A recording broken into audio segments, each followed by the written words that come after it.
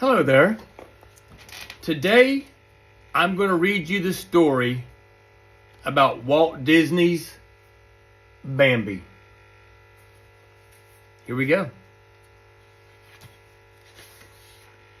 One spring morning, in a little hidden forest glade, a fawn was born. All the birds and the animals came to see him, for he was a special fawn.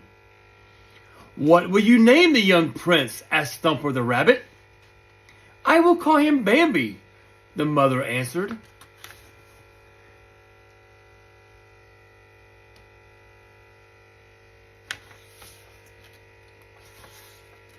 The forest was filled with friends. The possums and the squirrels and the robins and the wrens all said, "Hello, young prince," when Bambi walked down the leafy paths with his mother. And Thumper and Flower the skunk came out to play with Bambi nearly every day.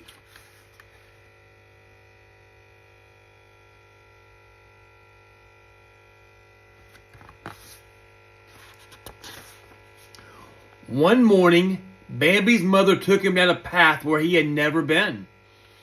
At the end of the path was a wide green meadow. What a wonderful place the meadow was.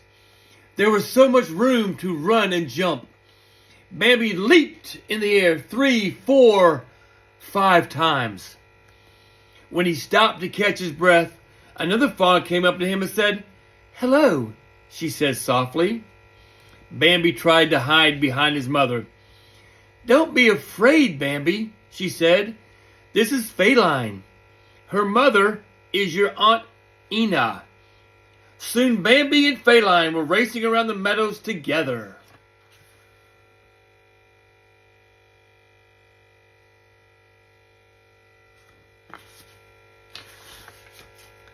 Suddenly, they heard hoofbeats. A herd of stags come galloping across the meadow, led by the great prince of the forest. The great prince was older and bigger and stronger than the other stags, and he was very brave and wise. He said just one word: man. All the birds and animals followed him back into the woods. Bambi was at his side. They heard frightening, roaring noises behind them as they ran. There they are running away. Later, when Bambi and his mother safely back in their thicket, the mother explained, "That was man in the meadow, Bambi. He brings danger and death to the forest with his long stick that roars and spurts flames. Someday you will understand." The months passed and the days grew cold. Winter was coming. One morning when Bambi woke up, everything was covered with white. "It's snow," his mother said. "Go ahead and walk on it."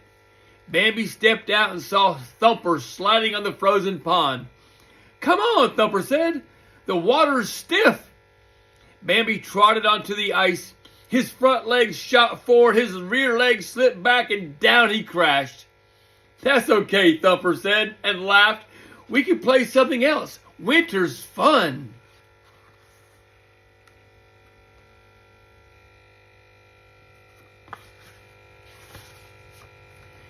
But winter was also a hard time for the forest animals. Food was scarce.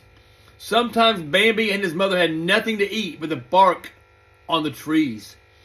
One day when it seemed like there was no food left anywhere, Bambi's mother found a few pale blades of grass growing under the snow.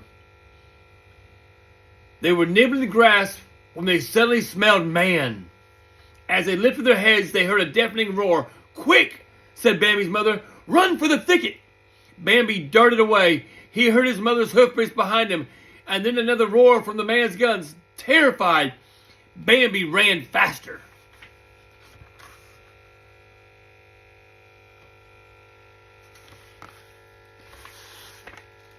When Bambi reached the thicket, his mother was nowhere in sight.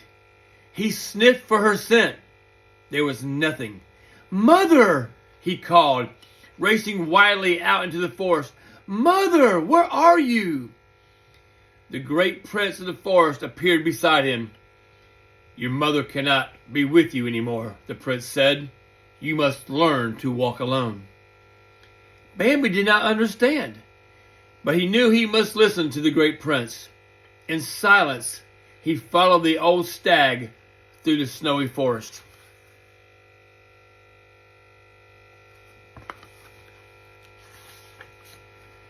At last, spring arrived.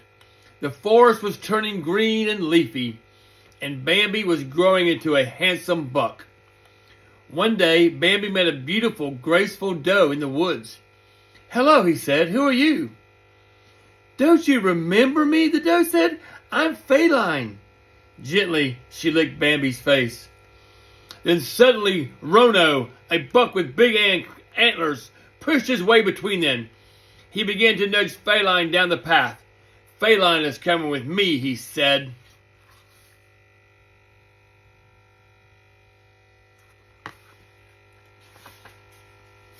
Bambi charged forward and butted Rono with all his might. Again and again, he and Rono crashed into one another, forehead to forehead, antler to antler. A prong broke from one of Rono's antlers, and he lost his balance. He fell on the ground, hurting his shoulder.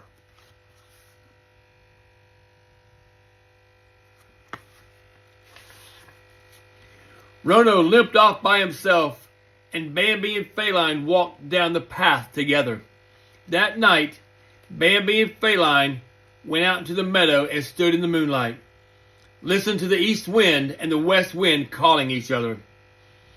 One morning in autumn, Bambi sniffed the scent of man again.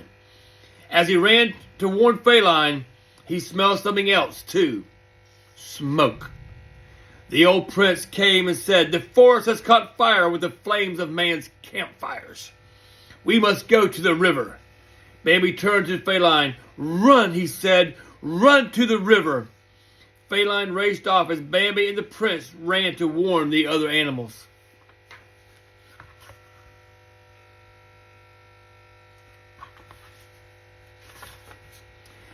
At last, Bambi and the prince struggled across the rushing river.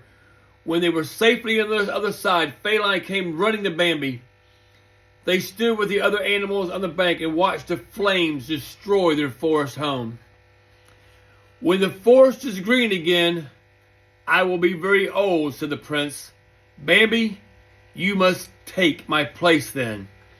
Bambi bowed his head.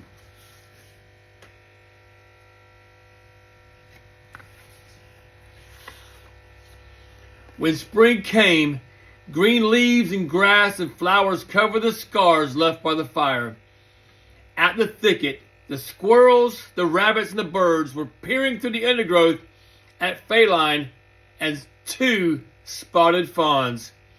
And not far away was Bambi, the proud father and the new great prince of the forest. The end. And that, my friends, is the story of Bambi. Join me again later for another story at another time. Good night, friends.